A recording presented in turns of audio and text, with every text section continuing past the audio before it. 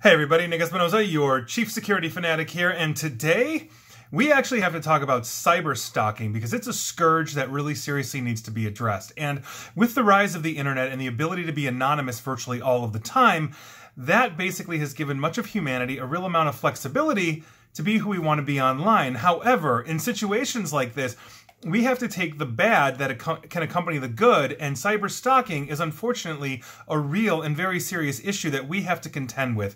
In a nutshell, if you don't know what this is, the basic definition of cyber stalking is essentially the use of the internet or other electronic means to stalk and harass an individual, group, or organization. This can include things like false accusations, defamation, slander, libel. It can also include things like monitoring, identity theft, threats, vandalism, solicitations for things like sex. It can include doxing or blackmail. Doxing, of course, is exposing your identity online when you don't want it exposed. Cyber stalking is often accompanied by real-time or offline stalking, meaning some people are even taking it so far as to get off the internet, find where you are, and follow you or worse. Now, psychologically, both essentially online and offline stalking are motivated by a desire to control, intimidate, or influence a victim. A stalker may be basically a stranger online to you or a person who the target knows. It can go both ways. They may be anonymous and solicit involvement of other people online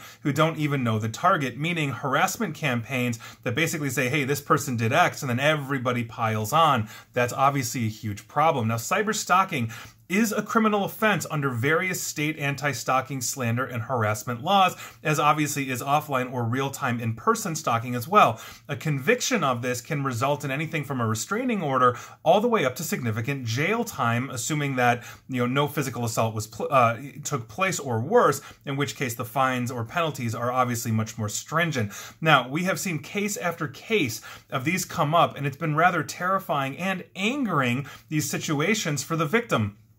And it's not just, for the record, celebrities that this happens to. There are plenty of regular people out there that have this issue as well, which is why we're bringing this up. It's bad enough, obviously, for celebrities, but it's all of us that are in this boat. And there's a website called survivingjason.com, for example, that is the stories of victims of a stalker named Jason, and he goes by a ton of different aliases. If you go through that site, he's apparently created scores of victims as he's essentially just laid waste to the internet wherever he goes. And with that in mind, I think we need to talk about what to do if you end up in a situation where you have a stalker or you know somebody that is in this situation as well. And this is really good info coming from survivingjason.com. Now, the first thing that you need to do, and this is point number one, is basically tell your stalker, state matter-of-factly, that you want contact to stop and then cease all contact. Do not reply to the stalker. Now, this can be hard because obviously stalkers want attention and they want control,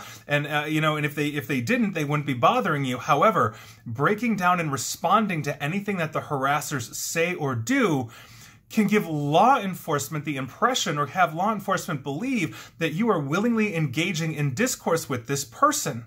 And that's not what you want to see. And so with some individuals, cutting off contact may also escalate the behavior and threats of bodily harm towards themselves or to you. Meaning stalkers will say, well, if you don't talk to me, I'll kill myself. Or they might say, I'm going to harm you or find you, or whatever that is. If that happens, immediately report any of those threats made by this person to law enforcement. Get a case or incident number from your law enforcement and make sure you are logging everything, which is point number two. Keep a log of contact from your cyber stalker. Now, in the heat of the moment, few people are going to think to write down upsetting incidents. You just want it to go away and all of that. The gut reaction is to distance yourself as much as possible or destroy evidence that somehow it will just make it end. Basically, the person that's stalking you has very serious psychological issues. Logic does not apply to their actions. This is not your fault.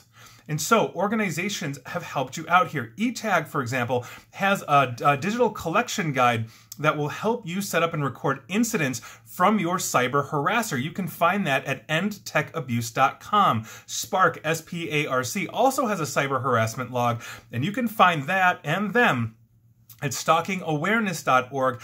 And remember to document everything. Even if it seems dumb or paranoid, document it. too much information is better than too little. And when you are looking at eventually going to the law enforcement, which hopefully can arrest and then eventually prosecute under the judicial system, that evidence is going to be beyond important.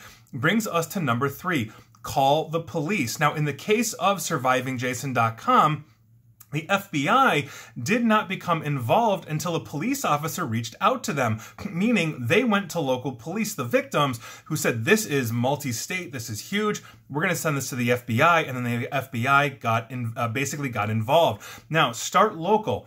Call the police, or rather, call the police and have an officer come to where the incident occurred, especially if it's in person. So if you were harassed at work, for example, you need to file at work.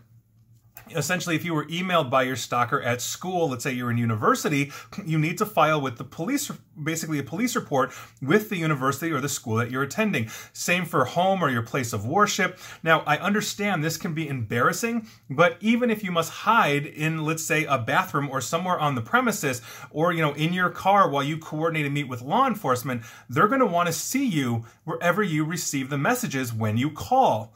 Now, this includes basically if the incident, is in your home or you're in the same jurisdiction, meaning you're in the same jurisdiction as the stalker, or where your police are. Now, also have screenshots of the threats printed out and or recorded and ready for the police when they arrive. So let's say you're on your mobile phone and this is happening. You can take screenshots of all of this. You can show them the text messages or the DMs or whatever it is, or the tweets or whatever. Now, if you are too upset or do not have access to a printer, you can ask basically for help from somebody that, obviously isn't in that situation, and they can print this out for you as well. Oftentimes, remember, this is a very psychological, it takes a very deep psychological toll on people. The police should also have a way to get them basically electronic evidence. And I can tell you personally, having worked with police departments on forensic things, yes, we have ways of ingesting that data. If you are, let's say, on your phone and you don't know what's going on, or you think somebody's been in your phone, we can take forensic images of your phone to actually have as evidence that we can go through and verify that somebody has indeed done that to you. So, copies of prior police reports, previous contact attempts, protection orders. If you've got one, these are all good to have on hand. Now, understand that protection orders are hard to get for cyber offenses. A lot of local law enforcement simply don't know what to do if you've been the victim of anything online, whether it's ransomware, a phishing scam, or cyber stalking. Now, the laws are changing in favor of the victims, but like I said, a lot of law enforcement just do not understand this because it's not the same as a stalker showing up at your house or wherever you are and harassing you there. This is, again, your stalker could be sitting in New York and you're in LA. So feel free to look for local support and help navigate these hurdles. And remember, essentially, to make sure that you are always true to the case and you are honest with everything that you are putting out and all the logs that you are collecting. Basically, you are your best advocate, according to survivingjason.com, which, again, this is where all of this is coming from. And it may feel like you're screaming into the void, but remember, sometimes it's just going to take that one good police officer to make the difference, to really push for your case, to be that advocate. That is beyond important. And I urge all law enforcement to take cyber stalking very seriously. Now, if you have a previous relationship with this person and they have committed domestic violence against you, you may have assistance available from a local women's shelter. I've actually done videos and podcasts on that. Not all cyber crimes are committed, though, basically by people that they have previously met. Sometimes you fall in love online and it ends up disastrously, and that's a huge problem, but you're not alone. And so if you're looking at this, another core issue that we have, and this is point number 4, is that you have to understand how to deal with revenge porn and things like that that are distributed without your permission. Because apparently on several occasions, Jason of survivingjason.com essentially distributed naked pictures of his former relationships to colleagues and family and all of that, and he would include details of fictional encounters they had, and I will just leave it at that. Now, this can take a huge emotional toll essentially on the victim, and it's going to make it harder to recover because basically you are worried about your reputation.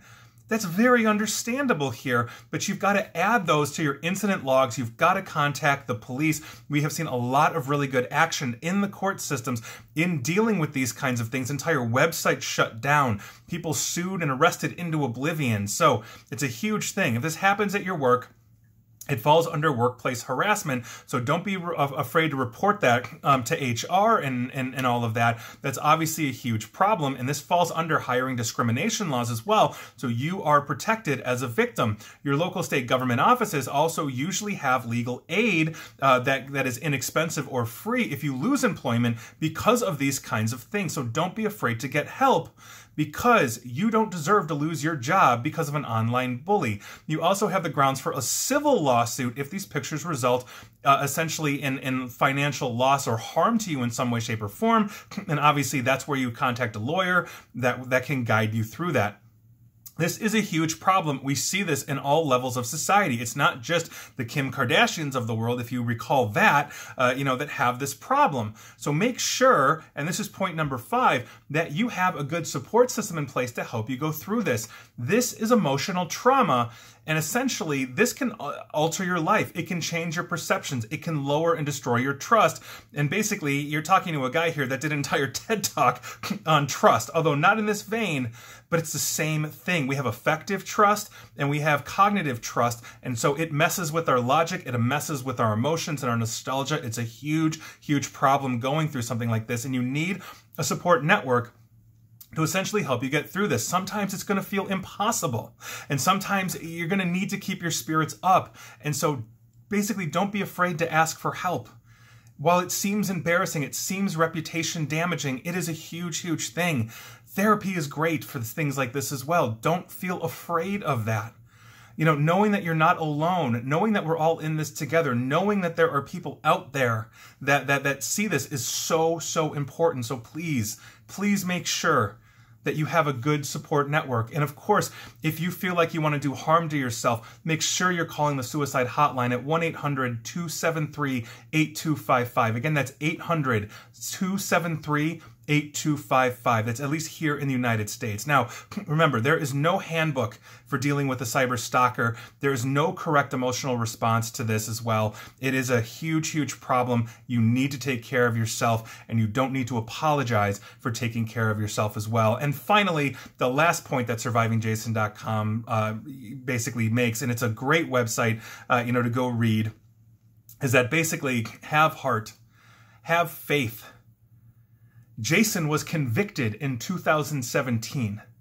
And by virtue of that, precedence for the prosecution of cyber crimes is basically becoming more and more. There are more resources. There are more people realizing the damage and the devastation that anonymity online for situations like this can cause. And as these people are being found, they are being prosecuted. So have faith that in the end of the day, you are going to prevail, and you are not alone, and you have rights, and these things are just beyond important. And look, we're all in this together. Cyber stalking, cyber bullying, and the like are serious, serious problems, and the education starts at home with yourself and your spouse and your children, and it doesn't end there. It needs to be reinforced in schools, in workplaces, social media presence. So make sure that during Cyber Stalking Awareness Week, which is the week that we are in right now, that you are sharing out any resources you see posted by friends or colleagues, and help basically everybody realize that we can fight this issue together. And you never know, you sharing that post or this video or whatever you're sharing on this